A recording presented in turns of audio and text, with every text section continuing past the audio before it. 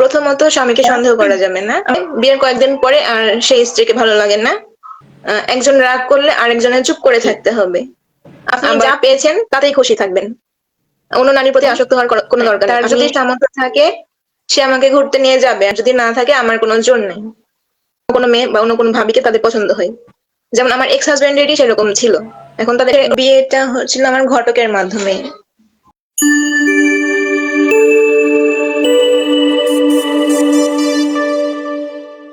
আমরা কি জানতে পারি বিয়েটা আসলে কিভাবে হয়েছিল বা কেন এই বিচ্ছেদটা হলো ১ মাসের মাথায়? বিয়েটা হচ্ছিল আমার ঘটকের মাধ্যমে, আত্মীয়ের মাধ্যমে। আমার মা হচ্ছে তাকে বিশ্বাস করে না দেখেই না শুনেই বিয়েটা দিয়েছিল। এবার আর সেই ভুল আমি করতে চাইনি। আপনার হাসব্যান্ড কোনো কারণে হচ্ছে আপনার উপর প্রচন্ড রাগ করলো। হয়তো আপনার দোষ আছে বা দোষ নেই।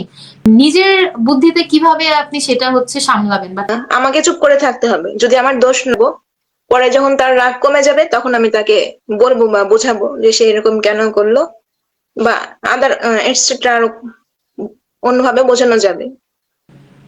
প্রথমত স্বামীকে সন্দেহ করা যাবে না। তারপরে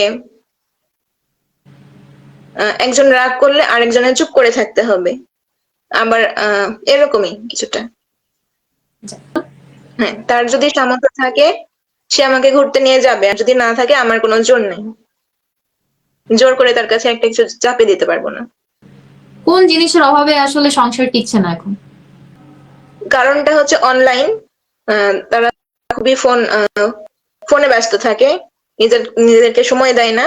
আর হচ্ছে আদার অন্য কোনো সমস্যাও থাকতে পারে। ধরেন বিয়ের পরে হয়তো তাকে ভালো লাগলো না, আরেকজনকে ভালো লাগলো।